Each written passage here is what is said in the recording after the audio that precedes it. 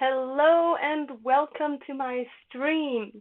Today I'll be animating a pattern design, an illustrated pattern design designed by Lara from aralma_design on Instagram. I'll show you in just a minute.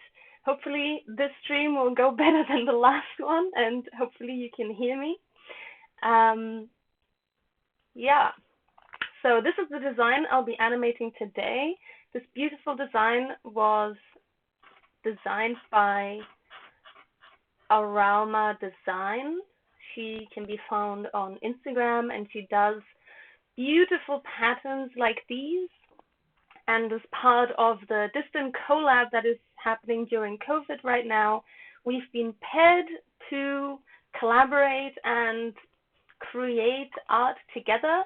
So I will be animating her bug design, which was this one, and I want to create it in such a way that it actually works as a pattern even once it's animated.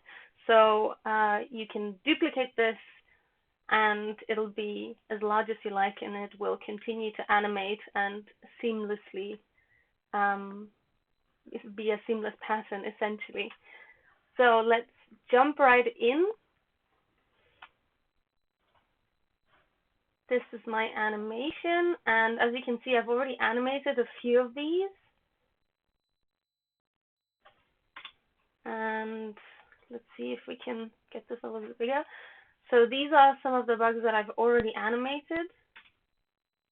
In order for it to loop properly, I'll probably need to wait for it to render fully. And then you can see a little bit more. Okay, now it's rendered. And this is essentially the pattern. The original pattern goes until about here. If you can follow my mouse. I'll show you in a minute what the singular design looks like, but the pattern looks like this, and as you can see, it's pretty much seamless. So this is in a 9 grid right now. The singular loop is duplicated in a 9 grid to check. So I arranged it in this way so I can check if the pattern works, if the wiggle on the leaves works correctly. So I think the idea is that these bugs are sitting on these leaves, and the leaves are kind of sitting on this lake or pond. And so I thought I'd add a little bit of a wave loop to the pond, as well as some wiggle on the leaves as if they were floating on top of the water. So let's jump right in. This is the singular loop. So this is what the singular scene looks like. And there are multiple different ways I've done these leaves. I've created compositions of, so this is the entire composition. Not all of them are animated yet. I've only animated bug 1 to 4, so these are the ones that you saw in the finished scene. And yeah, so some of these are wiggling on the outside, so the composition has wiggle expression on them. It's actually a wiggle loop by Dan Ebert. Let me see if I can get that opened.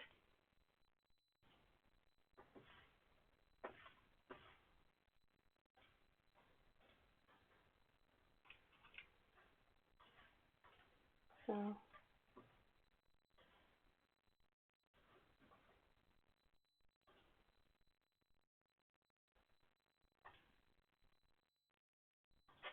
give me just a second and then I can show you the expression that I used in this animation, which is a wiggle expression, but it also has a loop. So wiggle is notorious for not working correctly. If you want to create a loop, kind of random.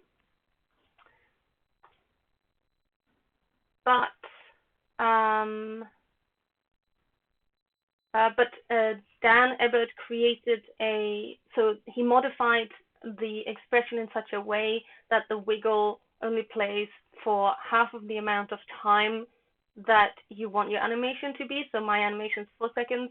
So it basically starts playing the wiggle back at 2 seconds and then creates a seamless loop, because the beginning and the end of the animation is the same. Let me just bring that up. Give me just a second.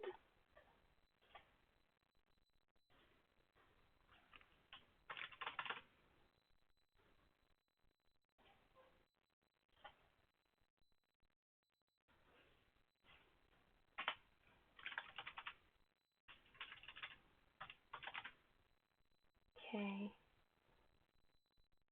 There we go.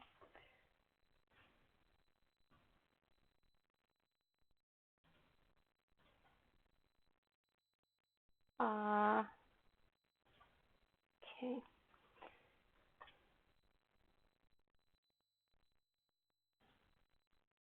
Ooh, there we go. Now you can see my browser. So I had to set that up. Did not prepare that in advance.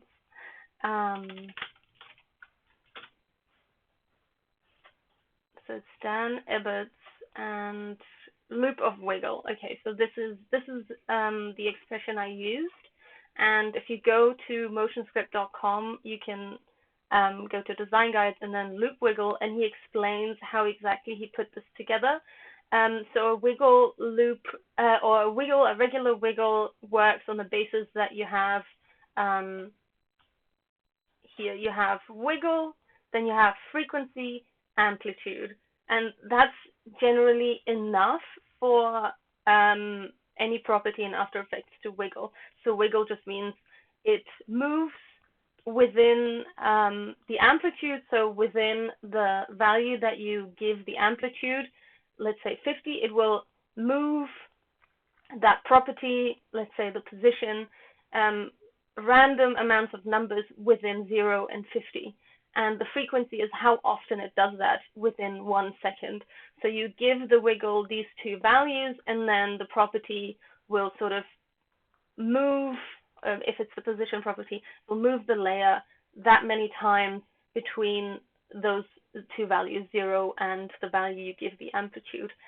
And you can set up a controller within an expression. So you can, usually I have a controller set up. Just go back to After Effects. So here I have a controller where I have a slider. So this is a null object, and I use that as like a controller layer. If I need any sliders or if I need any links of any kind, I put them on this controller layer, and I use sliders to define the values of parts of my expression. So I give the frequency the variable freak, and then I will link that to the frequency slider over here, and then the same for amplitude. And then if I have multiple layers with this wiggle expression, I don't have to go into each single expression and change that value. I can then just change it for all of them with the frequency and amplitude slider. And so what Dan Ebert did, he added a loop time. So this is the value that you would set your whole animation for. So for me, it's 4 seconds. Then he did some math with time divided by the loop time that he set. And then some more math, and he made it loop, basically. And so that's how I can have my leaves wiggle kind of randomly, but also maintain a loop, which is very important. Let's go back to After Effects. So yeah, so that's how that works. And so some of them I had the leaf wiggle inside because they overlap. So this bottom one and these right ones, they need to wiggle at exactly the same amount at the same time.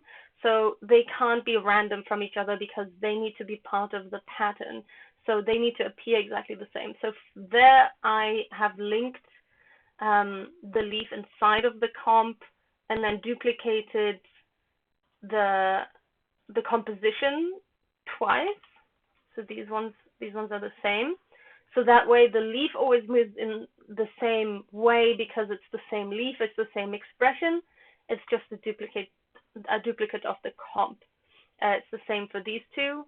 And these other ones, I want them to move differently from each other and differently from the other leaves. So here I've actually added the position, the loop, the wiggle loop to the composition rather than to the leaf layer. And now I'm going to continue animating my little characters. So let's bring back the entire scene.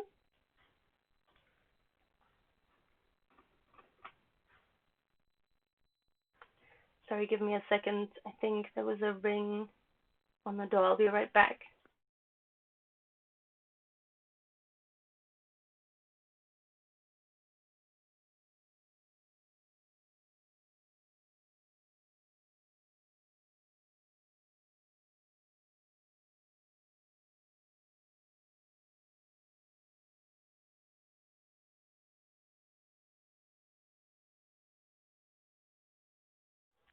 Right, I'm back.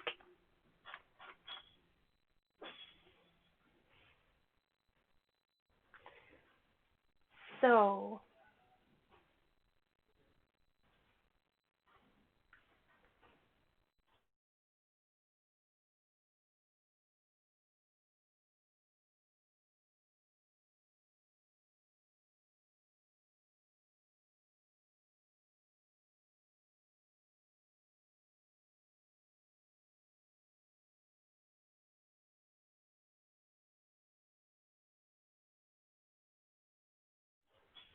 okay. So I think last time I left off with one of these. I think it was this one actually. Bug number 5. Which one is bug number 5? It was not that one. Ah, it's 6. Okay. So what I did here is I added some bones using Duic. That's a character animation plugin. It's free, which is great. And you can add bones to a static layer and then manipulate it a little bit to make it look like it's flexible. It's always better to have your limbs separated so that you can animate them easier and there isn't so much distortion. But since I didn't design this, I took this over from Lara. This is how it came. So I try to use bones and it worked really well, especially since this doesn't have to be a full character animation. This is just a little bit of manipulation to give a little bit of movement, but not too much. And as you can see, the eyes are also blinking a little bit, which is kind of cute. Okay, so I want these legs to also have bones. So the first thing I'll do is to give them pins. This is the puppet pin tool, and I'm going to go ahead and I'm going to add pins to anywhere where there should be a joint and to the beginning and the end of the limb. And when I hit U, I'll see the keyframes, and I want to name them something that makes sense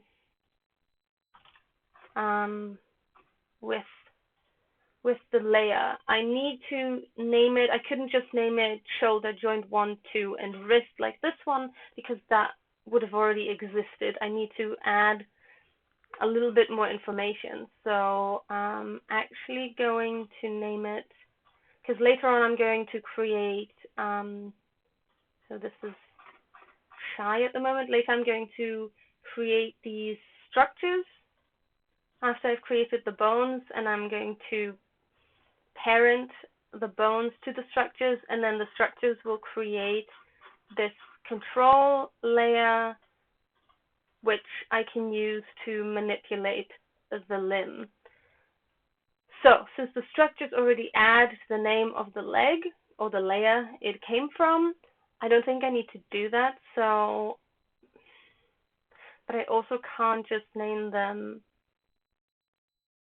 bug 06 because then I already have those bones. So maybe I do need to just name it after the layer. So yeah, I'll just take over this name, and I'm hitting enter to rename it, and I'm copy pasting it, and then I'm just adding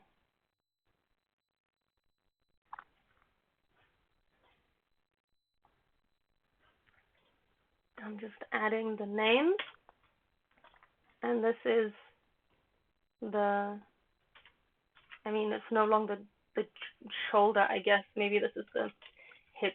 I mean, it's a bug. Doesn't really have the same names as a humanoid character, but okay. So let's just, yeah. This is joint 1, and this is joint 2, and this is just the foot, I guess. Let's just name this the foot. Okay, so now that I have that, I need to go to rigging and links and constraints, and then I can add bones to this, and then Duik does its magic and adds a bunch of stuff. And then I can get rid of these keyframes because I don't want them to show up every time I show keyframes. Then I will highlight all of these legs, and I'm going to go back to create structures. I'm going to create structures for this, and they always show up all the way at the top.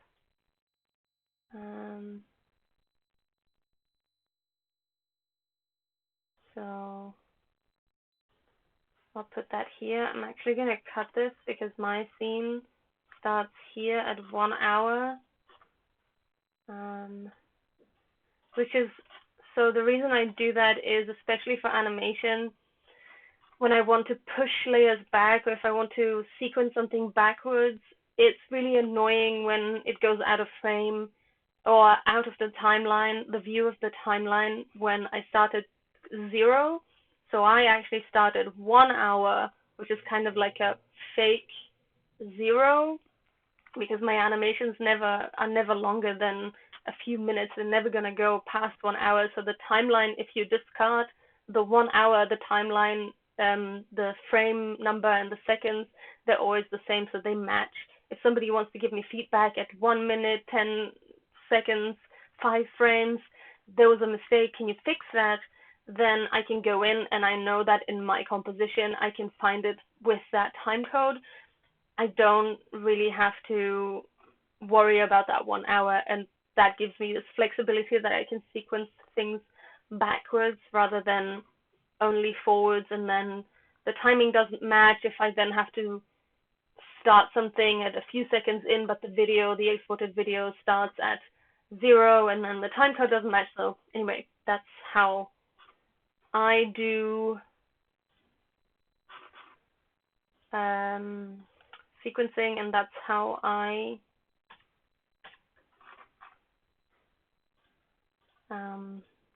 sorry, I got a little bit distracted. I now want to close all of these, but actually it doesn't matter. I can just hit shy, and everything that was part of the shy button is now gone anyway.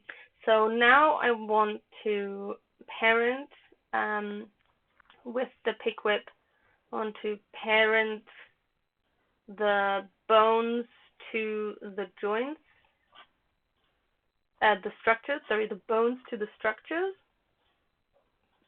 And once I have that done, I can hide this, and then I can go ahead and auto-rig this, and then I get a controller, which is this guy, and then I have a controller of this. Yay. Why does it say hip? Oh, okay, it always names it after the first, or yeah, the first bone. Okay, so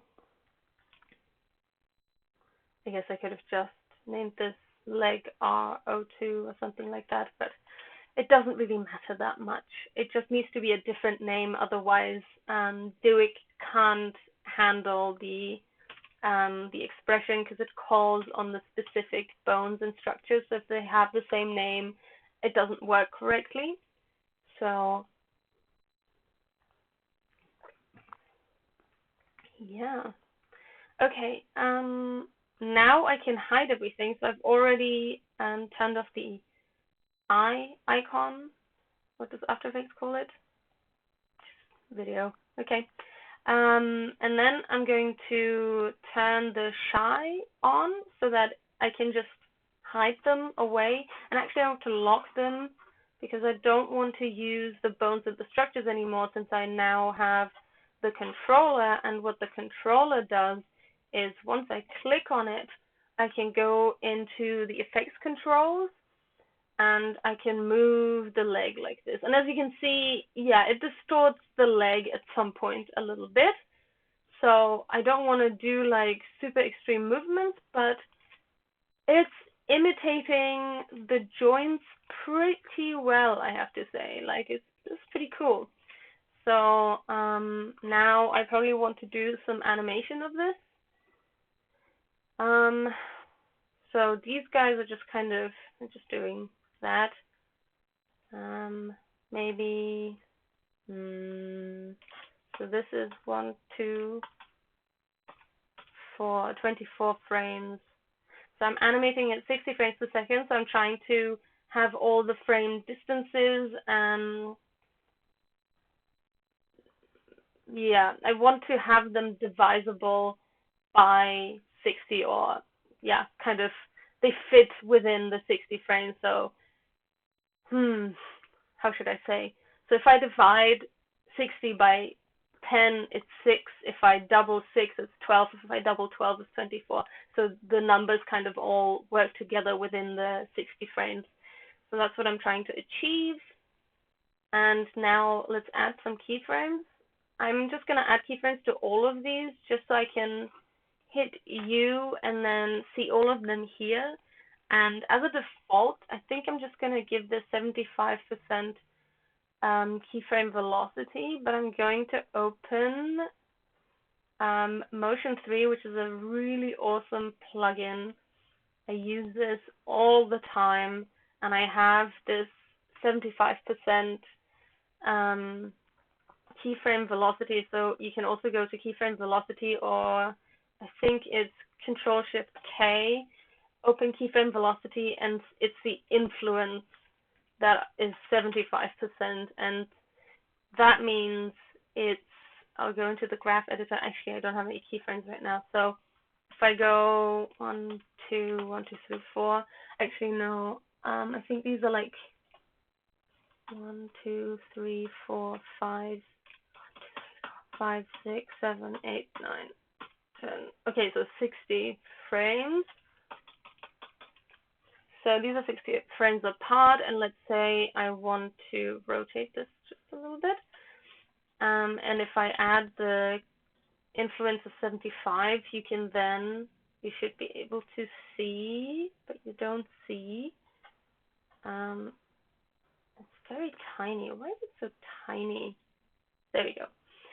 So you can see that it slows in, then it goes very fast until the highest point of the two keyframes, and then it goes very fast, and then it slows down again. So if I add 100% velocity to these two keyframes, it would change as such.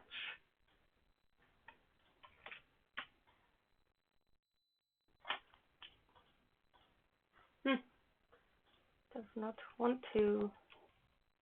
I'm gonna have to click it like this. Okay, and now you can see it slows down even more. It slows down even more, then speeds up, and then slows down again. So that's the difference between 75 and 100. 100 is the most you can have, the maximum amount of influence for slow in and slow out.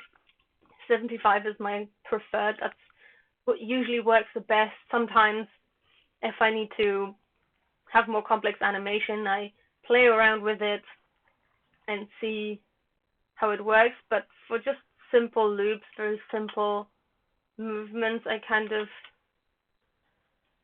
75 looks good most of the time. So I want to push this forward a little bit so these keyframes are not sitting right on top of each other. Which one is this? It's this one. So they were right on top of each other, and I don't want them to move exactly at the same time, but actually maybe 6 is not enough. Maybe 24 is better. So I'll push this along, and actually maybe I want this one to move at the same time, or just after or before this one moves. So actually I'm going to create bones for this one as well before I move on with something else. So I want the puppet pins. And also, it's when you put the pins in, it's a good idea to think about how you want to name these pins. Like as you saw, I chose some kind of random naming, but now I can't really rename it because all of the links are already created, all of the expressions are already created that are calling certain pins and bones and structures. So it's a good idea to think about a naming structure before you start naming these, which I should have done and I didn't. So now they're named differently. But yeah, anyway. So what did I name this again? It was like hip, yeah. Even though it's not really a hip, but there you go. I could have just named them whatever, joints 1, 2, 4. But here we are, and that's what it is. And it's not a big deal. If you name things funny, it just becomes an issue once you start doing very huge projects, or if you start working in teams. That's when it starts getting annoying when you're not following any kind of structure, because it's then also not super obvious to your teammates what you've done or what your thinking was. So it's good to come to an agreement and do it the same way. There we go. I'm going to jump to the beginning. And now I have bones. I want to go back to structures. I want to create structures. And after I have created structures, I can auto rig this. And oh no, now it's called legs. God damn it. Yeah, that's the other thing. If you have typos, you then just have to live with the typos, or you want to go back and rename it, but really it's you have to think about, is it worth it to go ahead and rename it or not? So for me, it's not worth it right now. So I'm just going to leave it. But again, if you're working in a team, maybe it is worth it just to have a clean workflow and everything working correctly the way you want it to. So I think I'm going to also actually lock and hide legs that I've already set up, because I'm not going to need these layers anymore because they are controllable by the, oh damn it, I shouldn't have hidden that before locking it. Yeah, I mean I can't do anything with them because they're now hooked up with the Duic system. So I don't really want to touch them anymore anyway. Okay, so don't need any of this. And do I need this? No, I also don't need this. And I can lock it and I can hide it. And yeah, cool. And now I only have the ones that I'm actually animating with open, and I'm not distracted by a whole bunch of other layers. Okay, so I said that when this one starts moving, oh yeah, the controller is, where is it? It's this one. Okay, so 6 frames after. Okay, and then which one was it again? So why is my controller this? Oh no, did I not parent? Oh no, I think I made a mistake. Oh yes, excellent.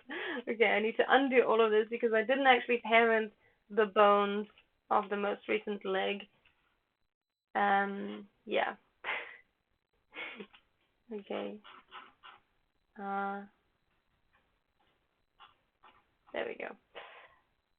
So I need to actually parent the bones first before I create structures and before I... There we go. Okay. And it looks like they are parented.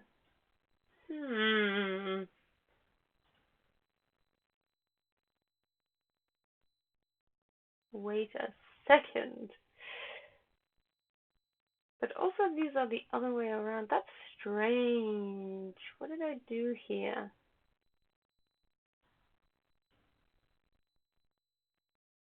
Okay. This is weird. Hang on, let me undo it one more step. Okay. So, I'm gonna create the structures again. Okay.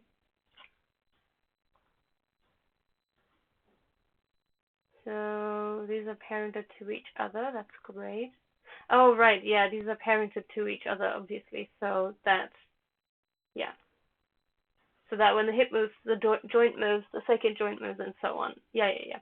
But I actually need to parent the bones to those joints, otherwise the structure doesn't know what it's actually moving.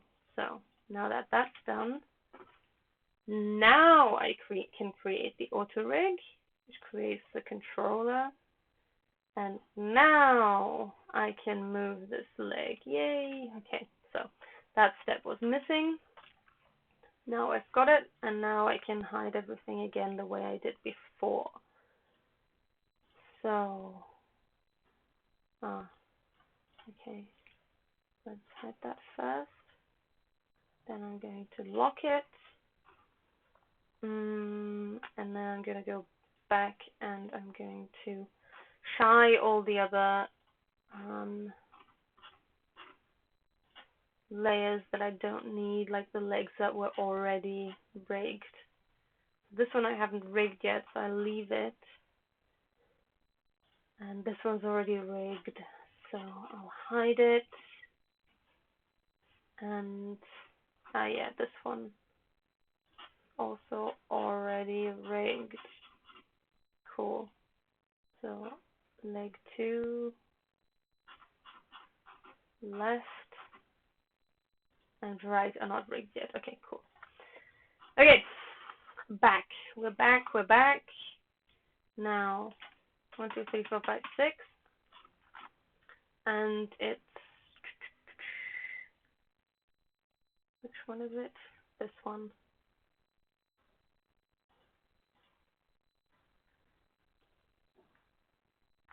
And actually, I think I want to move all of these to the top, so they're right on top of everything, so I can actually touch them.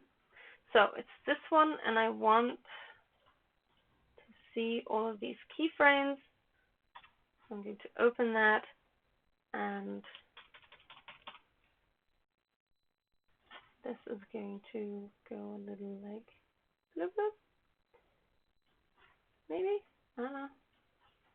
Go back to motion 3. Let's see what that looks like. So he kind of does bloop, bloop, bloop. But he also needs to go back. So he does this, and then what is the duration of these? 1, 2, 3. Okay, so 30 frames to go back. I'm going to copy paste this.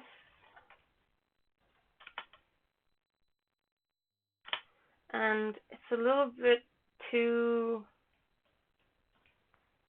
elastic, this. So let's move this up.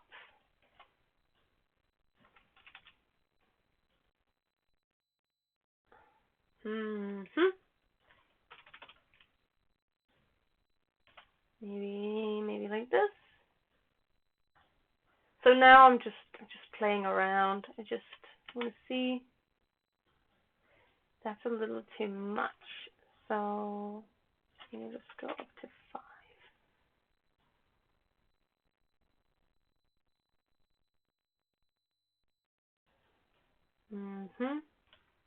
Maybe I can also add something to this. Let's see how that looks.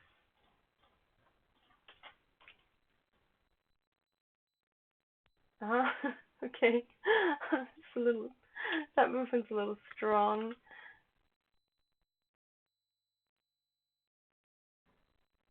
I mean, yeah, now I can maybe play around with sequencing of the keyframes.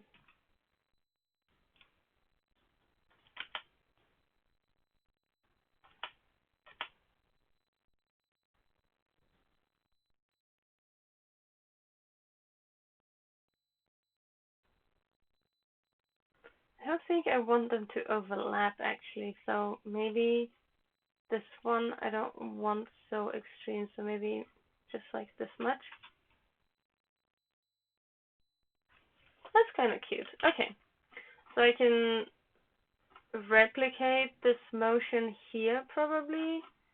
I will just copy paste these keyframes. I'll just get rid of these keyframes and I copy paste them, but obviously it needs to go in the other direction. So instead of -2, it's 2.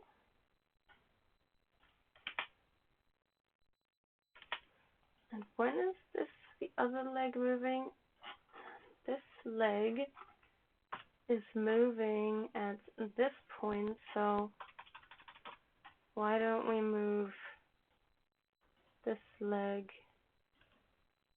just a little after? So yeah, okay. That's kind of cute. And I think I've made this a little longer than the other leg motion. 4, 5, 6. 1, 2, 3, 4. Nope. 3 and 1, 2, 3, 4, 5, 6. Okay, 36 frames. 1, 2, 3. 1, 2, 3, 4, 5, 6. I like things to be, let's say, parallel but sequenced. So I don't want everything to be super random. I kind of want it to be regulated, but then add some controlled randomness, I guess you could say. And I'll add some of this as well. Actually, I'll just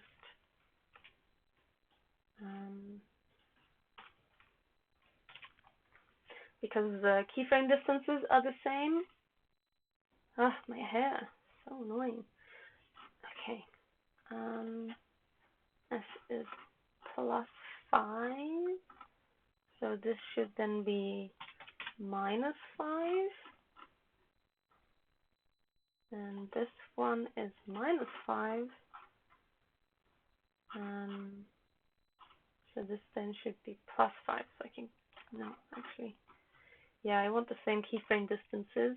So I'm going to go copy this and then just change the value to plus.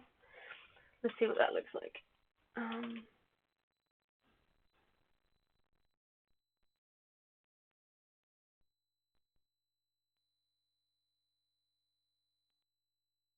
Oh, his leg jumps. Why is that? So this is clearly not going back to its original position, which is strange.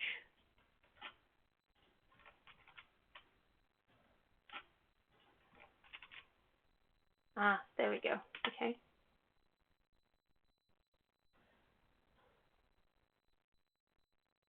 But it seems strange that these movements are so far apart. I think they would move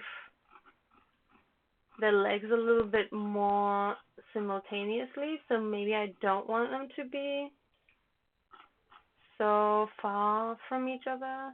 So maybe maybe I just want them to be like this far apart. So let's see. So they're not exactly the same, they're just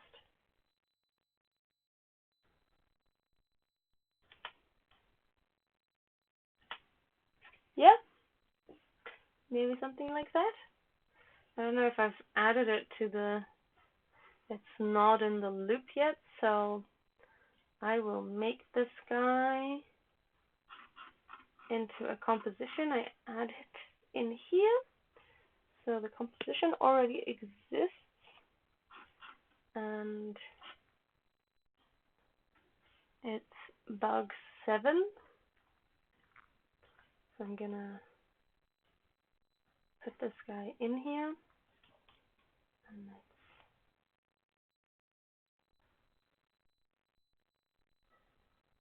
so yeah, now I just want to place him in approximately the same position. It's not going to be exactly the same because this is a static image, and the wiggle will add some movement to it, but something like this. And then I also want the leaf. Come on. Okay. And I hit X, it's going to jump to the leaf, and it's leaf 8. I want to duplicate it because I still want to have that that duplicate.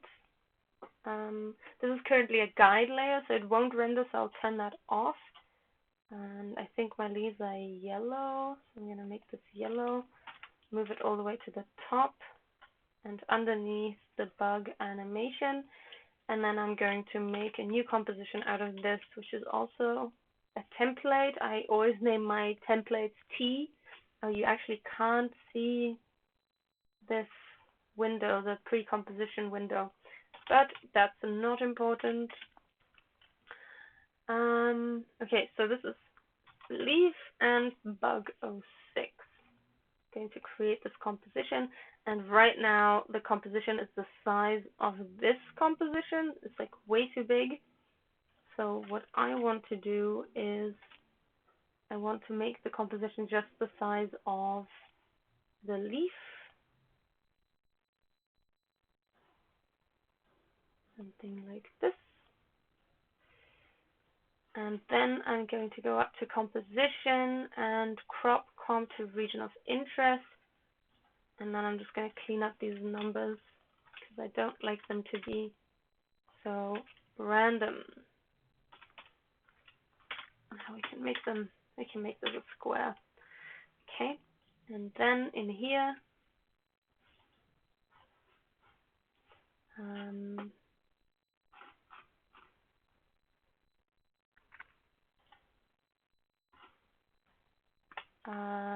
yeah, this is the leaf. I'll just bring it back in again, just so I can have those markers there. I'm going to remove this, and now I can position it again where the leaf is sitting, which is right about here. And then I want to add the same position wiggle. I'm just going to copy paste it. And then it'll just wiggle a little bit in its little space. And when we go back here to render this,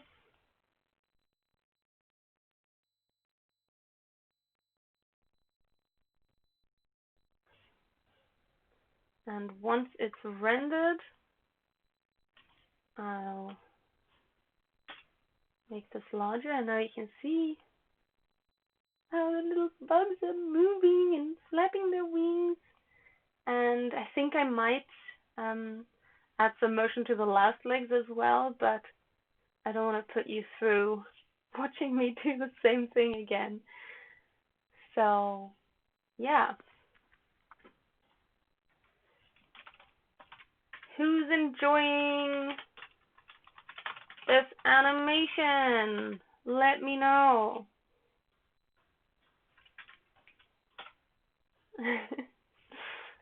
I would love to hear anybody who's watching this, how they're liking it, and if they're enjoying this nice, peaceful animation walkthrough.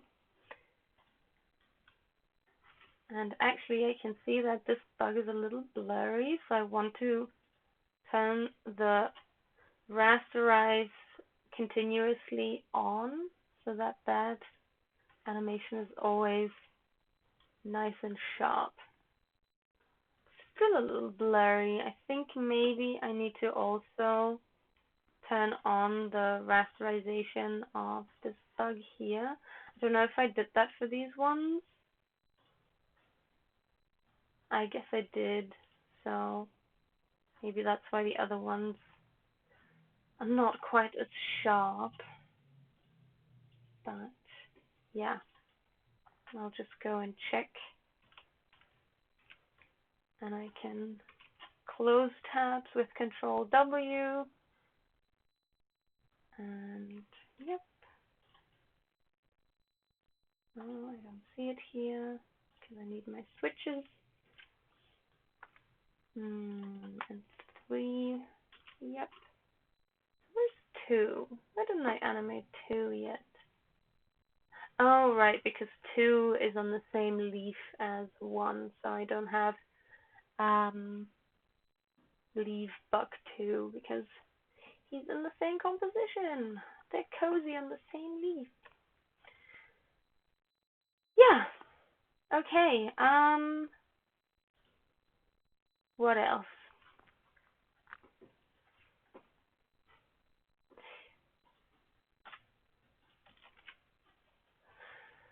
Yeah, so just to mention again, if you guys are interested in learning more about expressions, I do classes on expressions. Just visit my website. Visit my website. Visit my website, please. Yeah, and Dan Abbott's expression or motion script website is super informative for anybody who's starting with expressions, or even for anybody who has some knowledge in JavaScript and wants to apply that knowledge in After Effects.